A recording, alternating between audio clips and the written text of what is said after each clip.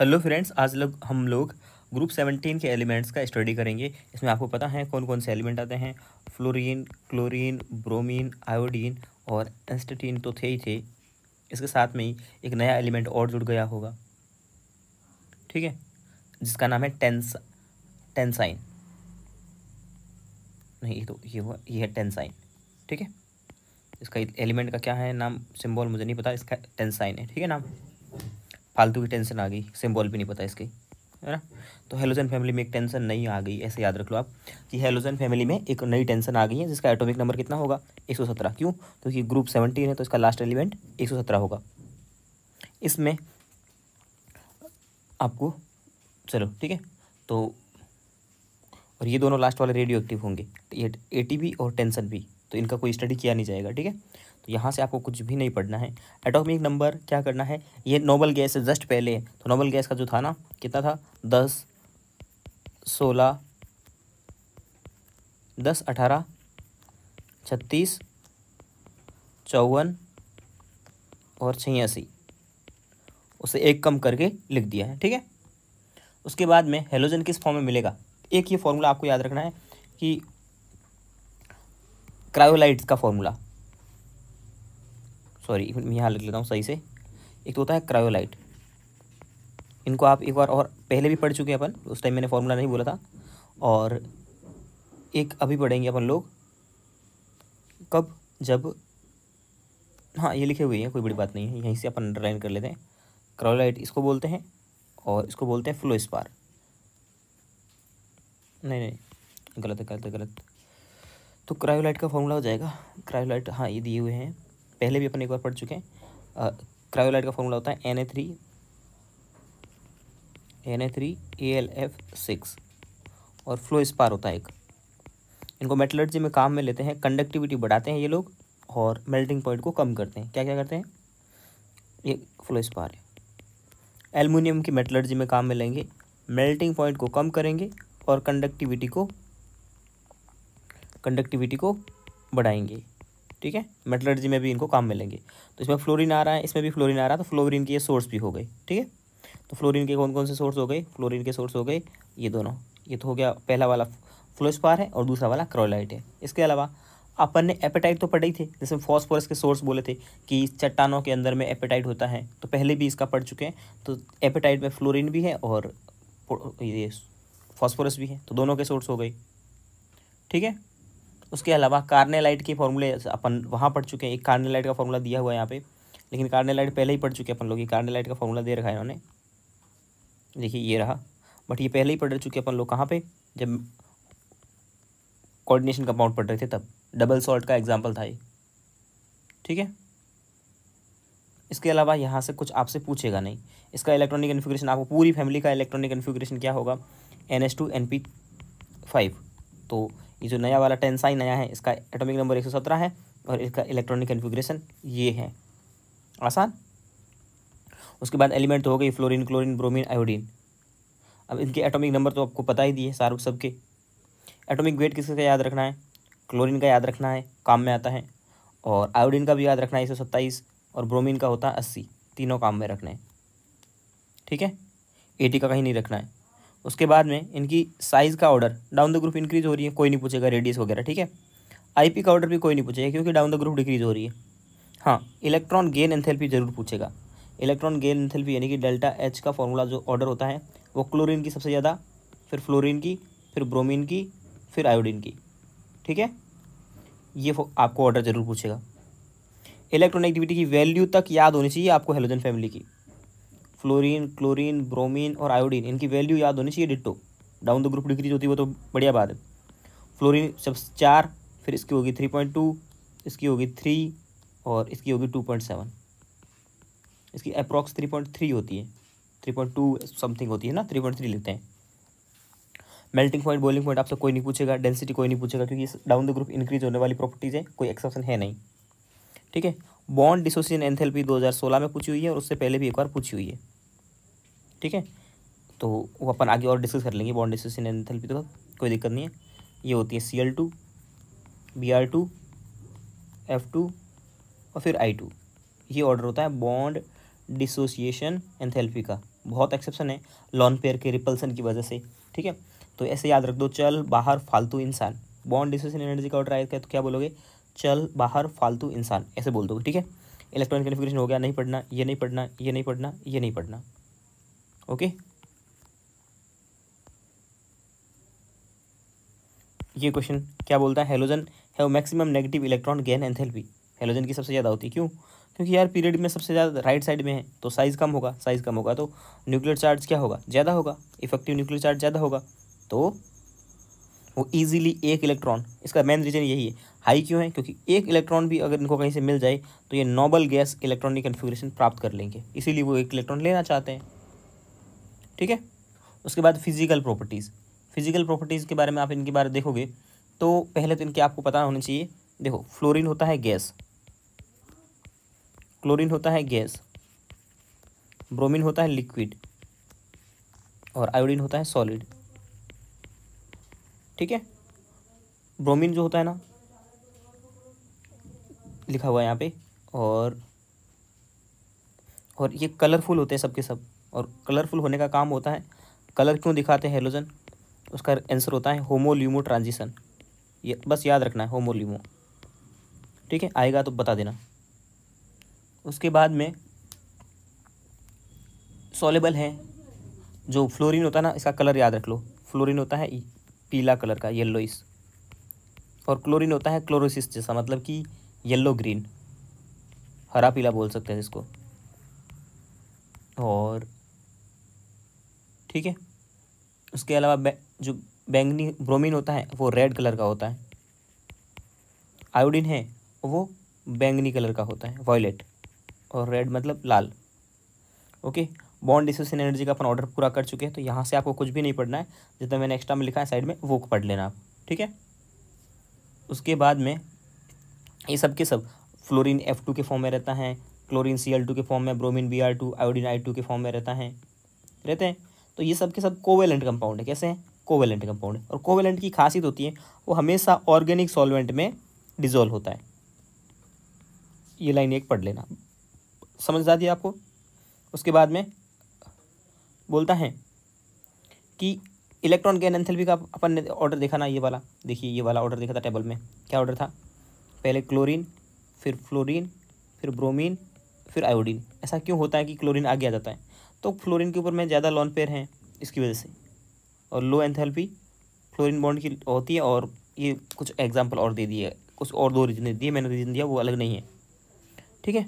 उसके बाद oxidation state आती है, तो ऑक्सीडेशन स्टेट आपको पता है ना, HCl बनता है, मतलब कि क्लोरीन किस में, +1 में, और फिर ClF3 भी बनता है, तो किस में आ गया, +3 में, और IF7 भी बनता है, मतलब +7 भी दिखाता है, और हमेशा है ना एक ऑक्सीडेशन स्टेट मिल जाए ना तो फिर उसको 2 से बढ़ाते जाओ, तो 1 के बाद 3 आएगी, 3 के बाद 5 आएगी, और 5 के बाद में 7 आएगी, ऐसे, ठीक है। तो यहाँ से आपको पढ़ने की कुछ ज़रूरत है नहीं, ये सब आगे 1 3 5 ऑक्सीडेशन होता है, ठीक है।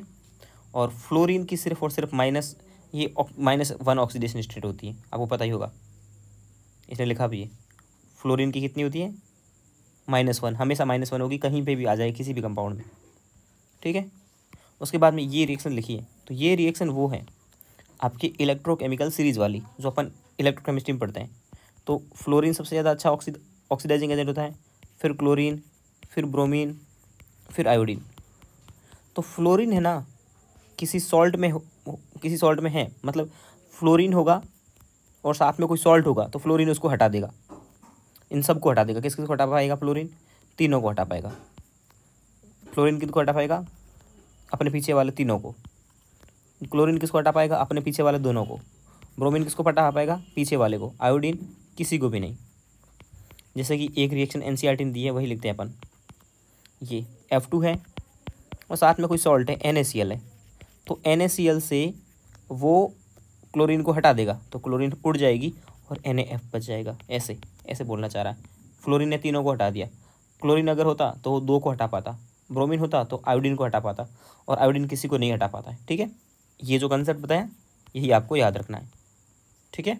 रिएक्शन उल्टी पुल्टी करके दे देगा आपको, यहाँ दे देगा आपको Cl2 और यहाँ दे देगा NaF, क्या ये रिएक्शन पॉसिबल है, तो क्लोरीन क्या फ्लोरीन को हटा सकता है? नहीं, क्लोरीन सिर्फ अपने पीछे वाला 2 को हटा पाता है, तो ये रिएक्शन पॉसिबल नहीं होगी। इस टाइप से पूछेगा आपको, ठीक है। तो यहाँ से कुछ भी नहीं पढ़ना आपको, कोई खास है नहीं यहाँ से जो आ सके एग्जाम में। अब देखो, हर एनामेलस बिहेवियर, हर फैमिली का फर्स्ट मेंबर एनामेलस बिहेवियर दिखाता था। उसका सिर्फ ही रीज़न था, एक ही रोना था कि वो छोटा है, उसकी इलेक्ट्रोनेगेटिविटी हाई है, उसकी आईपी हाई है, साइज़ में छोटा है, बस यही सब रीज़न होते हैं हर किसी का, ठीक है। उसके बाद में सब में यही आया था, हाइड्रोजन के साथ में रिएक्शन करेगा तो क्या बनेगा? HF, HCl, HBr, HI। फिर इनमें मेल्टिंग पॉइंट, बॉइलिंग पॉइंट का ऑर्डर आता था, तो डाउन द ग्रुप क्या होना चाहिए था? इंक्रीज होना चाहिए था, होना चाहिए इंक्रीज। लेकिन मैंने आपको एक मेल्टिंग पॉइंट, बॉइलिंग पॉइंट का ऑर्डर जो बताया था नाइट्रोजन के हैलाइड्स में, वो मैंने गलत बता दिया था, ठीक है। तो उसका भी वापस बता दूंगा मैं आपको, जब मैं अलग से बताऊंगा। तो वो ऑर्डर जो मैंने लिखा था वो गलत था। आप उसमें मतलब कि नाइट्रोजन फैमिली में मेल्टिंग पॉइंट, बॉइलिंग पॉइंट का जो ऑर्डर था वो ये होना चाहिए था, डाउन द ग्रुप इनकी होना चाहिए था, नाइट्रोजन, फिर फास्फोरस, फिर आर्सेनिक, फिर एंटीमनी, फिर बिस्मिथ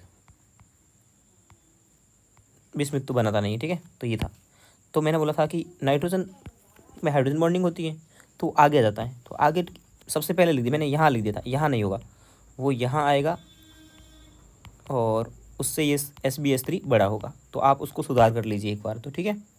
और इसमें इस वाली फैमिली में क्या होगा? इस वाली में यही होगा कि डाउन द ग्रुप इंक्रीज होगा, मेल्टिंग पॉइंट, बॉइलिंग पॉइंट, तो सबसे ज़्यादा होना चाहिए था, पहले आएगा HF आना चाहिए था, फिर Cl, फिर Br, फिर आयोडीन। लेकिन यहाँ इसमें हाइड्रोजन बॉन्डिंग होती है और ये यहाँ से उठ के यहाँ आ जाता है, तो मेल्टिंग पॉइंट, बॉइलिंग पॉइंट का ऑर्डर हो गया। बॉन्ड लेंथ का ऑर्डर बिना exception down the group increase होगा, कोई पूछेगा नहीं। और एसिडी की स्ट्रेंथ भी डाउन द ग्रुप जाओगे तो इंक्रीज होती, सबकी एसिडी की स्ट्रेंथ आपने देखी थी, डाउन द ग्रुप इंक्रीज होती थी, कोई बिना एक्सेप्शन के, ठीक है। उसके बाद में रिएक्टिविटी, ऑक्सीजन के साथ में रिएक्शन करेगा, ऑक्सीजन के साथ में रिएक्शन करेगा तो ऑक्सी एसिड, इनके ऑक्साइड्स बनेंगे, ठीक है। फ्लोरीन क्या क्या बनाता है? OF2 बनाता है और O2F2 बनाता है, जिसमें से OF2 ही स्टेबल होता है, ठीक है। और O2F2 जो बनता है ना, उसका काम क्या होता है? प्लूटोनियम को मतलब सही ढंग से काम करवाता है, इसको ऑक्सीडाइज कर देगा, ठीक है। और प्लूटोनियम मतलब PuF6 की जितनी भी इम्प्योरिटी होगी फ्यूल में वो सब हटा देगा इसको। मान लो आपके पास में फ्यूल है, न्यूक्लियर फ्यूल है, उसमें PuF6 जितना भी है उसको हटाने का काम कौन करेगा? O2F2 करेगा, ठीक है। यही क्वेश्चन पूछेगा आपसे। उसके बाद में फ्लोरीन का तो एक ही ऑक्साइड बना है, कौन सा? OF2। क्लोरीन के कौन कौन से बनेंगे? Cl2O, ये सब याद रखने आपको कौन कौन से बन रहे, ठीक है। और Cl2O का यूज़ भी दिया हुआ है, कहाँ का काम में आ जाता है? Use to bleaching agent, paper club और ये सब में। ब्रोमीन के कौन कौन से बन रहे वो याद रखने, Br2O, BrO2, BrO3, ठीक है। आयोडीन के क्या काम बनते हैं? I2O4, 24, 25, 27। I2O5 का क्या काम आता है? कहीं पे भी अगर कार्बन मोनोऑक्साइड कितनी है वो पता करना हो, उसका एस्टिमेशन करना हो, तो कार्बन मोनोऑक्साइड के एस्टिमेशन में I2O5 काम में आता है, बहुत इंपॉर्टेंट है। ऑक्सीडाइजिंग एजेंट तो है ही है, लेकिन I2O5 कार्बन मोनोऑक्साइड के एस्टिमेशन में काम में आता है, ओके। मेटल से रिएक्शन करेंगे तो ये ऑक्साइड्स बनाएंगे, सीधी सी बात है। ऑक्साइड क्या, आयनिक कंपाउंड बनाएंगे, ठीक है। और कोवेलेंट कैरेक्टर बोलता है कौन सा ज़्यादा कोवेलेंट कैरेक्टर है, तो कोवेलेंट कैरेक्टर को दिखाने के लिए फाजान्स का रूल बोलते हैं, ठीक है। फाजान्स का रूल बोलता है, बस इतनी याद रखो, फाजान्स के रूल में, फाजान्स का रूल बोलता है कोवेलेंट कैरेक्टर जो होता है ना उसको फाई से बोल सकते हैं, ठीक है। तो वो बोलता है छोटा कैटायन होना चाहिए, मतलब ऐसे याद रख लो, एनायन का साइज अपॉन कैटायन का साइज। ये क्वेश्चन कहीं पे भी लगा दो आपको कोवेलेंट कैरेक्टर का ऑर्डर आ ही जाएगा, ठीक है। तो कोवेलेंट कैरेक्टर के लिए फाजान्स का रूल, एनायन का साइज छोटा होना चाहिए, एनायन का साइज बड़ा होना चाहिए और कैटायन का साइज छोटा होना चाहिए। यहाँ M तो कॉमन दे दिया इन्होंने हेलोजन के लिए ना, तो अब एनायन का साइज कैसा होना चाहिए? बड़ा होना चाहिए, ठीक है। तो ये ऑर्डर इन्होंने आयनिक कैरेक्टर का दिया, ठीक है। और आयनिक कैरेक्टर आपको पता है कोवेलेंट कैरेक्टर का उल्टा होता है, ठीक है। तो कोवेलेंट कैरेक्टर अगर पूछेगा तो क्या बोलेंगे, जिसमें एनायन बड़ा होगा वही आगे आएगा सबसे। ये आ गया आयनिक, सॉरी कोवेलेंट कैरेक्टर का नेचर। इसका उल्टा करोगे तो आयनिक आ जाएगा। अब आपसे पूछेगा किसी का भी PbCl2 और PbCl4 में से आयनिक कौन ज़्यादा है, कोवेलेंट ज़्यादा है। तो आप देखोगे कि ये तो Cl तो कॉमन है, इसको हटा दो, तो इसमें Pb+2 में है, इसमें Pb+4 में से। अब इन दोनों में से कैटायन छोटा होना चाहिए, तो छोटा कैटायन कौन सा है, जिसके ऊपर पॉजिटिव चार्ज ज़्यादा है, तो वो ज़्यादा है, तो इसका कोवेलेंट कैरेक्टर ज़्यादा होगा। ऐसे ही सब में पूछ रहा है, SnCl2 और SnCl4 में भी जिसके ऊपर में चार्ज ज़्यादा आएगा उसका साइज़ कम हो जाएगा, वो अच्छा को छोटा कैटायन होगा, बस। इससे ज़्यादा कोई नहीं पूछ रहा है, ठीक है। और ये क्वेश्चन करने की ज़रूरत नहीं है आपको। बॉन्ड डिसोसिएशन एंथैल्पी का ऑर्डर बता चुका हूँ मैं आपको, चल, बाहर, फालतू, इंसान, ओके। ये ऑर्डर बहुत इंपॉर्टेंट है, आया हुआ है एग्जाम में। फ्लोरीन के एनालिसिस बिहेवियर कोई बताने की ज़रूरत नहीं है, ये सब कोई ज़रूरत नहीं है, ठीक है। उसके बाद जैसे अपन N2 पढ़ा था, O2 पढ़ा था, वैसे ही यहाँ पे एक गैस है जिसका नाम है क्लोरीन, Cl2, ठीक है। क्लोरीन गैस के बारे में बहुत सारे क्वेश्चंस है। तो क्लोरीन गैस एक तो इससे बनाते हैं MnO2 और HCl की रिएक्शन कराते हैं तो Cl गैस बनती है, इंपॉर्टेंट है, याद रखनी रिएक्शन। इसके अलावा NaCl और MnO2 की रिएक्शन कराओगे तो भी Cl2 गैस रिलीज होगी, ठीक है। और मोस्ट इम्पोर्टेंट जो प्रोसेस है उसका नाम है डेक्कॉन्स प्रोसेस, ठीक है। इसमें कैटलिस्ट बहुत इंपॉर्टेंट है, आपको कंफ्यूज करने के लिए वो Cu2Cl2 बोल देगा, लेकिन आप याद रखना कि CuCl2 था, ओके, कोई दिक्कत नहीं है। उसके बाद ये रिएक्शन आपको याद रखनी है, HCl और O2 के साथ में रिएक्शन करवाते हैं तो क्लोरीन गैस होती है, और कैटलिस्ट कौन होता है। बाकी इलेक्ट्रोलाइसिस में भी अपन ने पढ़ा था, बहुत सारी जगह क्लोरीन गैस रिलीज होती थी, तो नहीं पूछेगा आपसे ये रिएक्शन, कोई नहीं पूछता आपसे कि फास्फोरस से रिएक्शन करेगा तो क्या बनेगा, सब बातें आपको पता है, कोई उसी से नहीं पूछता। लेकिन हाँ, ये जो रिएक्शन है ना, ये वाली, ये मोस्ट इंपॉर्टेंट है। NaOH के साथ में जब क्लोरीन रिएक्शन करता है, अब NaOH कैसा है, पहली कंडीशन में NaOH दिया आपको cold and dilute sorry cold and dilute दिया, तो यहाँ बनेगा NaOCl, ठीक है। और अगर आप हॉट ले लोगे एंड कंसनट्रेट ले लोगे, पहले अपन ने क्या लिया, ठंडा और डाइल्यूट, अब क्या ले रहे हो, हॉट एंड कंसनट्रेट, तो बनेगा NaClO3, ठीक है। तो ये मोस्ट इंपॉर्टेंट है, ओके, मोस्ट इंपॉर्टेंट है ये। और ब्लीचिंग पाउडर का मैंने बोला था ना कि फॉर्मूला आएगा आगे, मैं बताऊंगा आपको। ये ब्लीचिंग पाउडर का फॉर्मूला है, पिछले वाले लेक्चर में मैंने आपको ब्लीचिंग एजेंट बताए थे सब, तो वहाँ ब्लीचिंग पाउडर भी लिखा था। तो ये इसका फॉर्मूला है, डायरेक्ट ऐसे कैसे एग्जाम में पूछेगा, पूरा फॉर्मूला ही पूछेगा, कौन सी यूनिट इसमें है या कौन सी नहीं है, ठीक है। तो डायरेक्ट फॉर्मूला याद रखना है आपको, बाकी ये चीज़ें आपसे नहीं पूछने वाला है वो कुछ भी।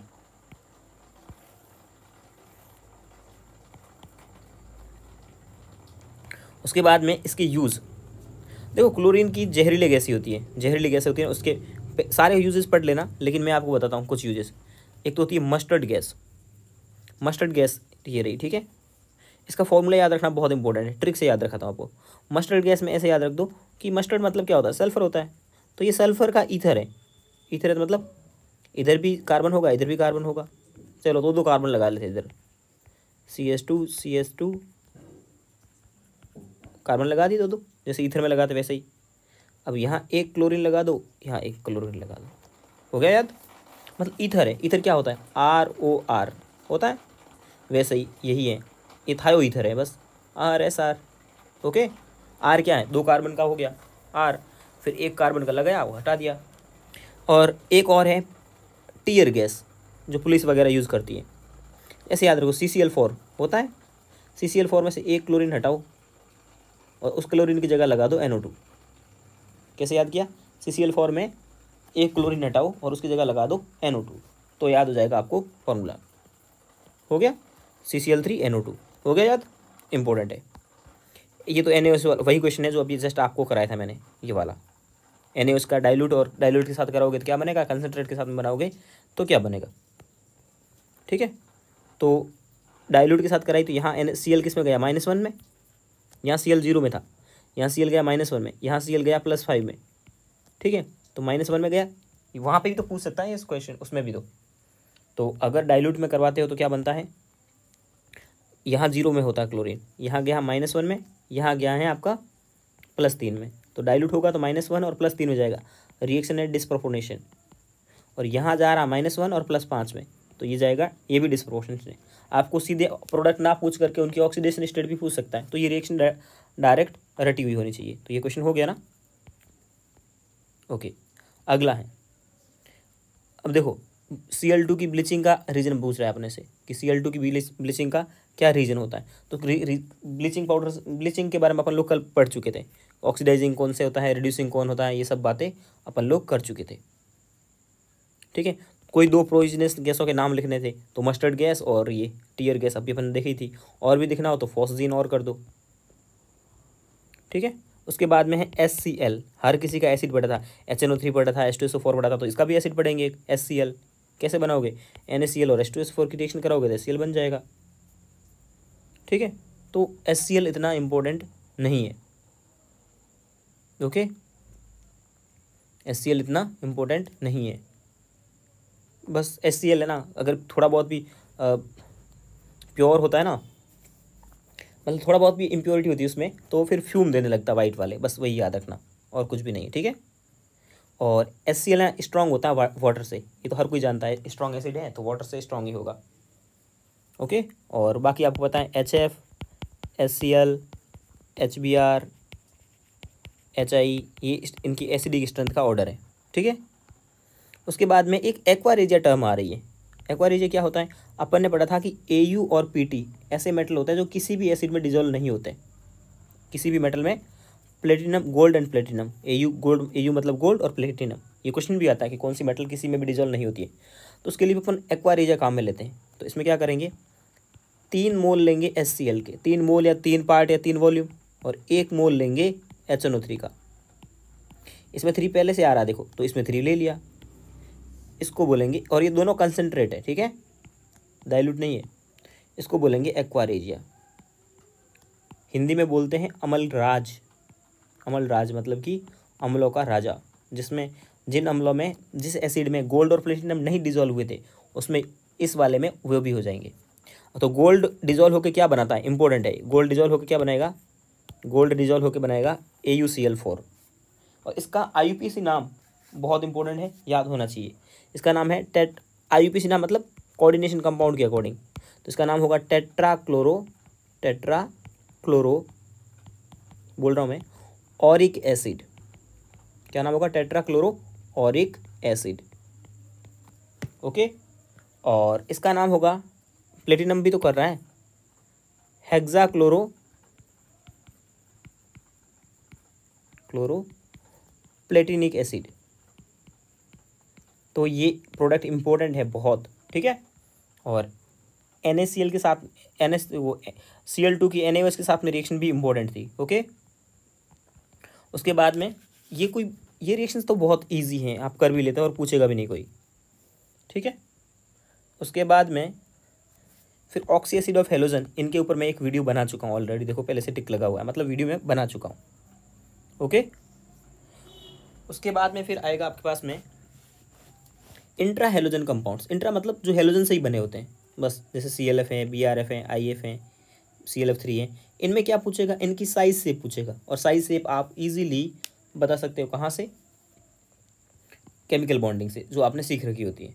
तो यहाँ पे भी यहाँ इसकी कोई बड़ी बात नहीं है, ये 3 वाले होते हैं T शेप, बस, ठीक है। IF7 क्या होती है, गैस होती है, कलरलेस वो भी,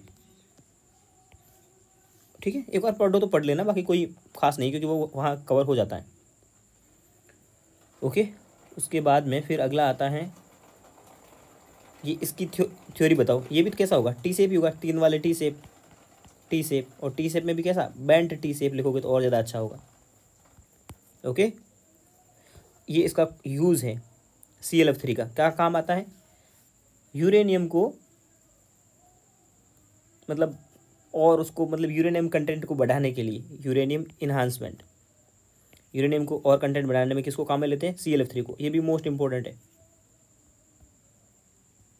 ठीक है, उसके बाद में नोबल गैस आ जाती है। नोबल गैस भी कोई बड़ी है नहीं है, तो अपन कोशिश करते हैं इसको भी फिल कर ख़त्म कर दें। तो यहाँ से नोबल गैस स्टार्ट हो जाती है। नोबल गैस में आपको क्या रखना याद है, कुछ भी याद नहीं रखना यहाँ से, किस किस में मिलती हैं ये, बस कोई बड़ी बात नहीं है यहाँ नोबल गैस का। एक नया एलिमेंट आया होगा यहाँ पे भी, उसका नाम याद रखना होगा आपको, ये ओंगासोन, ओंगासोन कुछ ऐसा है। ग्रुप 18 को क्यों नोबल गैस बोलते हैं, क्योंकि ये इसकी रिएक्टिविटी नहीं होती है इसीलिए बोलते हैं। नया एलिमेंट आ गया OG, इसका नाम है ओंगासोन। क्या बोलेंगे इसको, ओगानेसन, ओगानेसन बोलेंगे स्पेलिंग इसका नाम। ठीक है, ओगानेसन नया आ गया है, इसका एटॉमिक नंबर 118 होगा। बाकी इनके एटॉमिक नंबर आपको पता ही है, अपन याद कर ही चुके हैं। इसके अलावा यहाँ से कुछ पूछेगा नहीं आपसे, साइज़ बढ़ेगी, मेल्टिंग पॉइंट बढ़ेगा, रेडियस बढ़ेगा, सब कुछ बढ़ेगा।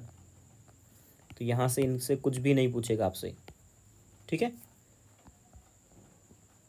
कुछ भी इतना इजीली नहीं पूछ, मतलब इस साल एक क्वेश्चन आया था 2021 में, वो अगर आप लोग नहीं भी पढ़ते तो भी आ जाता कि भाई नोबल गैस के जो ये होते हैं ना, वो कंपाउंड क्यों नहीं बनाते। तो कंपाउंड इसीलिए नहीं बनाते क्योंकि उसमें स्टेबल कॉन्फ़िगरेशन होता है, बस यही आंसर गया था। ये आप बिना पढ़े बता देते। लेकिन आपको पता ही होगा कि कंपाउंड तो नहीं बनाते, लेकिन फिर भी कुछ कंपाउंड इसके पता है अपने को। तो पहली बार जो कंपाउंड मिला था या फाइंड किया गया था वो था EgPtF6। ठीक है, EgPtF6।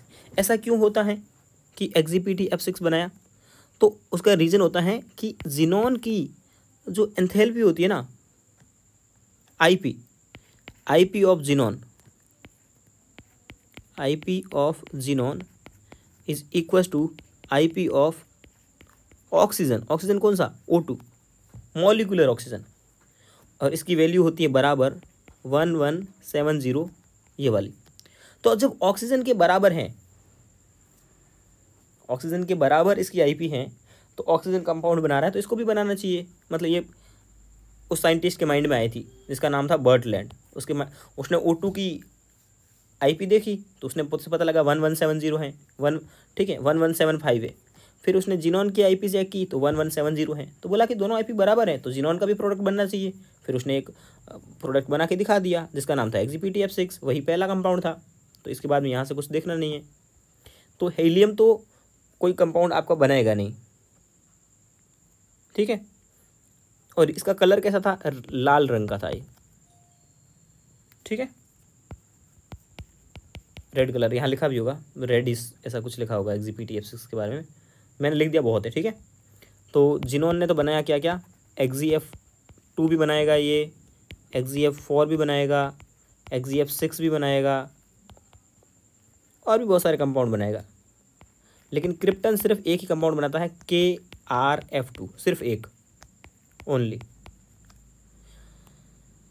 और रेडॉन वगैरह और बाकी वाले बनाते ही नहीं है। हाँ, रेडॉन ने का एक आइडेंटिफाई किया गया है, लेकिन ऐसा नहीं है कि बनता ही बनता है, बस आइडेंटिफाई किया गया है। ठीक है, ऑर्गन, चलो यहीं इसको क्लिक कर देते हैं अपन, ताकि आपने को लिखना नहीं पड़े। रेडॉन का एक देखा गया है, आइडेंटिफाई किया गया है RnF2, लेकिन ऑर्गन और नियॉन और हीलियम, ये अभी तक इनका कोई भी कंपाउंड नहीं मिला है। ठीक है, तो जिनॉन बहुत सारा बनाएगा, क्रिप्टन सिर्फ एक बनाएगा, रेडॉन का सिर्फ एक अभी पता लगा है थोड़ा बहुत।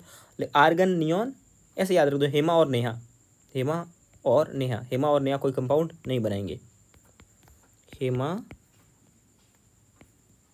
और नेहा कोई कंपाउंड नहीं बनाएंगे। ठीक है, उसके बाद में ये आसान सी रिएक्शन है, जिनॉन में फ्लोरीन कम लिया तो EgF2 बनेगा, फ्लोरीन ज़्यादा लिया और प्रेशर टेम्परेचर और बढ़ा दी, प्रेशर बढ़ाए तो EgF4 बन जाएगा। फ्लोरीन और ज़्यादा ले लिया 1:20 के रेशियो में तो EgF6 बन जाएगा। तो ये एक बार थोड़ी सी पढ़ लेना, माइंड में रह जाएगी आपके। ठीक है, बाकी यहाँ से इन स्ट्रक्चर्स के ऊपर मैं भी वीडियो बना चुका हूँ कि ये स्ट्रक्चर्स बहुत इंपॉर्टेंट है। ठीक है, चलो अब इनके हाइड्रोलाइसिस पे आते हैं। स्ट्रक्चर तो आप केमिकल बॉन्डिंग से भी कर लेते हो, वीडियो भी बनाया हुआ है, मैं इसको प्ले लिस्ट में आज प्ले लिस्ट अपडेट करूँगा और उसमें प्ले लिस्ट में ये भी वीडियो डाल दूंगा अगर आपने नहीं डाला है तो। पहले एक इस टाइप का क्वेश्चन आता है, मेटल के फ्लोराइड को इसके साथ में मिक्स करता है, तो इसका कंसेप्ट क्या होता है दोस्तों, देखो इसका कंसेप्ट होता है कि ये फ्लोरीन, जिन्होंने ये क्या करेंगे, जो मेटल के फ्लोराइड होंगे ना, वो एक फ्लोरीन इससे ले लेंगे, ले लिया, एक फ्लोराइड इससे ले लेंगे, इसमें 4 थे, यहाँ 3 छोड़े, एक फ्लोराइड इसने ले लिया, मतलब साइड वाला एक फ्लोरीन इसमें ले लेगा। तो ये जो रिएक्शन है ना, इसी कंसेप्ट के साथ में आप इसको याद कर लेना कि साइड वाला एक फ्लोराइड इसका ले लेगा। ठीक है, कोई दिक्कत? लेकिन सोडियम, पोटेशियम, रुबिडियम, सीजियम अगर फर्स्ट ए वाले आ गए, नॉन मेटल होते, ऐसा याद रखो, नॉन मेटल हैं, जैसे ये फॉस्फोरस नॉन मेटल था, एसबी नॉन मेटल था, ठीक है, तो ये तो फ्लोरीन का एक, जिनॉन का एक फ्लोरीन ले लेंगे। लेकिन मेटल आ गए, सोडियम, पोटेशियम, रुबिडियम, सीजियम, तो ये फ्लोरीन को अपना फ्लोरीन दे देंगे, जिनॉन को अपना फ्लोरीन दे देंगे। तो नॉन मेटल ने क्या किया, फ्लोरीन छीना, मेटल्स ने क्या किया, फ्लोरीन दे दिया, किसको दिया, जिनॉन को दिया, तो क्या बन गया, XeF। याद करने का तरीका है, कोई ये सब थ्योरी नहीं है, XeF7। ये लोग तो छीन रहे थे, लेकिन इसने, मेटल वाले ने इसको दे दिया, बस इतना याद रखो। तो नॉन मेटल क्या करेगा, फ्लोरीन छीनेगा, मेटल क्या करेगा, फ्लोरीन देगा। ओके, हाइड्रोलाइसिस में आते हैं। ठीक है, हाइड्रोलाइसिस में क्या होता है, XeF2 का, XeF4 का, ये सब आता है हाइड्रोलाइसिस। XeF2 का हाइड्रोलाइसिस पढ़ते हैं पहले। तो XeF2 का हाइड्रोलाइसिस पढ़ोगे ना, तो पहले जिनॉन बनेगा, साथ में HF बनेगा, अपन एक साइड में लिखते हैं कहीं पे। ठीक है, तो क्या क्या बना वो अपन इसमें देखते हैं। ठीक है, XeF2 में क्या बनेगा, O2 बनेगा, HF बनेगा, और क्या बनेगा आपके पास में, जीनॉन बनेगा, प्लस जीनॉन बनेगा। XeF4 का हाइड्रोलाइसिस करोगे तो क्या बनेगा, वही वो XeF4 का करोगे तो वापस वही बनेगा, O2 बनेगा, HF बनेगा, जीनॉन बनेगा, और XeO3 बनेगा। ठीक है, XeF6 का करोगे तो क्या बनेगा, पहले मैं सीधा प्रोडक्ट लिखता हूँ, फिर इसकी मैकेनिज्म भी बताऊँगा। O2 बनेगा, HF बनेगा, यहाँ जीनॉन नहीं बनेगा, यहाँ XeO3 बनेगा। ठीक है, अब XeF6 को मैंने बोला मैकेनिज्म से समझाऊंगा। XeF6 क्या करेगा, पहले क्या करेगा, हाइड्रोलाइसिस होगा ना, तो अपने 2 फ्लोरीन हटाएगा, 2 फ्लोरीन हटाएगा। फ्लोरीन आपको पता है सिंगल बॉन्ड बनाता है, ठीक है, और ऑक्सीजन बनाता है डबल बॉन्ड। तो एक ऑक्सीजन लगाने के लिए 2 फ्लोरीन हटाने पड़ते हैं, इसलिए इसने 2 फ्लोरीन हटाए और एक ऑक्सीजन बनाया। तो एक पहले ये प्रोडक्ट बना, फिर से 2 फ्लोरीन हटाएगा और एक और ऑक्सीजन लेके आएगा, तो ऑक्सीजन 2 जाएंगे, फ्लोरीन 2 और कम हो जाएंगे। फिर से 2 फ्लोरीन हटाएगा और एक और ऑक्सीजन लाएगा। तो क्वेश्चन आता है कि XeF6 के हाइड्रोलाइसिस में कौन कौन सा प्रोडक्ट बनता है, कौन सा नहीं बनता है, तो ये सब बनते हैं। ठीक है, तीनों बनते हैं। तो आपको हाइड्रोलाइसिस समझ में आ गया ना, कैसे याद रखना है, मतलब समझ में क्या ही आया, मैंने आपको रटाया एक तरह से, बट रट लेना ही अच्छी बात है। पहले देखो 2 ऑक्सीजन हटाए, 2 फ्लोरीन हटाए, फिर 2 फ्लोरीन और हटाए, फिर फाइनली ये 2 फ्लोरीन और हटा करके XeO3 बना देगा। बोलता है कि देखो क्या ये रेडॉक्स है, तो ये रेडॉक्स नहीं है, रेडॉक्स नहीं है ये। ठीक है, ये बहुत स्टेप में ख़त्म, बाप रे मच्छर मर गया हाथ में, बहुत खून खून हो गया हाथ में। तो ये रेडॉक्स रिएक्शन नहीं है। ठीक है, आपको याद रखना है कि कौन सी रेडॉक्स है, कौन सी नहीं है, जबकि XeF2 वाली रेडॉक्स होती है। ओके, उसके बाद में इसके, हाँ इसके यूज़ जो दिए ना बहुत इंपॉर्टेंट है, यूज़ इसके बहुत ज़्यादा इंपॉर्टेंट है। सबसे ज़्यादा यूज़ इसके हीलियम के दिए हुए, आप मॉड्यूल करोगे ना एलन के, तो लास्ट वाले सारे क्वेश्चन उसी में दिए होते हैं। तो हीलियम के क्या क्या यूज़ होते हैं, ठीक है, एक तो है ना जो ये बलून नहीं होते हैं, गुब्बारे, उनमें फिल करते हैं इसको, क्योंकि हल्के होते हैं ना, इसीलिए। ये गुब्बारे नॉर्मल भी हो सकते हैं और ये गुब्बारे मौसम की जानकारी देने वाले भी हो सकते हैं। ठीक है, उसके बाद में हीलियम को न्यूक्लियर रिएक्टर में भी काम में लेते हैं। ये सब यहीं लिखा हुआ है, मैं आपको छांट छांट के लिख रहा हूँ ताकि आपको समझ में आए। ठीक है, न्यूक्लियर रिएक्टर में भी लिखते हैं। ठीक है, और उसके बाद में किसी का टेम्परेचर अगर कम करना हो ना, टेम्परेचर कम करना हो किसी का, तो तब उस कंडीशन में भी हीलियम को काम में ले सकते हैं, ठीक है। उसके बाद में सुपर कंडक्टर बनाने में, सुपर कंडक्टर या सुपर मैग्नेट बनाने में भी इसको काम में लेते हैं। सारे क्वेश्चन है नीट में आने लगेगा, ठीक है। उसके बाद में हीलियम को MRI में, मैग्नेटिक रेजोनेंस इमेजिंग में, इसमें भी काम में लेते हैं, ठीक है। सबसे इम्पोर्टेंट काम हीलियम को काम में लेते हैं, जो आदमी जाता है ना पानी के अंदर तो पीछे ऑक्सीजन का सिलेंडर डालता है, तो O2 के सिलेंडर के साथ में, तो मतलब अपन जो पीछे जब जाते हैं, मतलब पानी वानी में उतरते हैं गहरे पानी में, तो समुद्र मतलब पीछे ऑक्सीजन का सिलेंडर लगा था, उस सिलेंडर में भी, उसमें क्यों डालते हैं इसको, वो रीजन भी, क्वेश्चन भी बहुत इंपॉर्टेंट है, ठीक है। ये क्वेश्चन ये रहा 7.23 कि why helium is use to diving apparatus. Diving apparatus मतलब जो पीछे डाइविंग मतलब जो गोताखोर होते हैं ना पानी में, वो तो उसमें डालते हैं क्यों, क्योंकि इसकी सॉल्युबिलिटी ब्लड में कम है,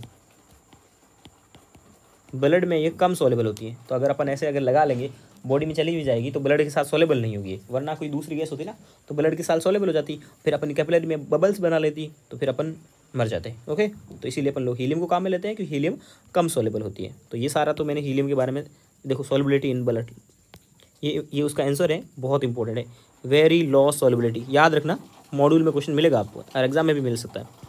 नियॉन का यूज़ कहाँ में होता है, बहुत कम होता है, बल्ब वगैरह में कर सकते हैं, एडवर्टाइजमेंट बल्ब में कर सकते हैं, ओके। उसके अलावा ऑर्गन का कहाँ काम में लेंगे, अगर ऑर्गन को है ना इनर्ट एटमॉस्फेयर बनाना है तो ऑर्गन काम में लेंगे, एक ही काम है इसका एक यूज़ था, और इसका भी एक यूज़ लिख देते हैं ऑर्गन का, ठीक है। और क्रिप्टन वगैरह का बहुत कोई नॉट सिग्निफिकेंट यूज़ है, ठीक है। उसके अलावा कभी कभार काम में लेना तो बल्ब में काम में ले लो, और कोई काम नहीं है खास इसका। तो ये आपका चैप्टर होता है कंप्लीट। इसके आप कहीं पे भी आप क्या करना, पी ब्लॉक के जितने भी क्वेश्चंस है ना पीछे वाले, इन क्वेश्चंस का आप कोई गूगल करना, और गूगल में आपको मिल जाएगा इसका आंसर। तो इसके क्वेश्चन पढ़ना एक बार, इसके आंसर पढ़ना एक बार, ठीक है। तो यहाँ पर अपन लोग ये खत्म करते हैं। ऑक्सी एसिड एक टॉपिक बचेगा अपना, जिसके पे अलग वीडियो आ जाएगा।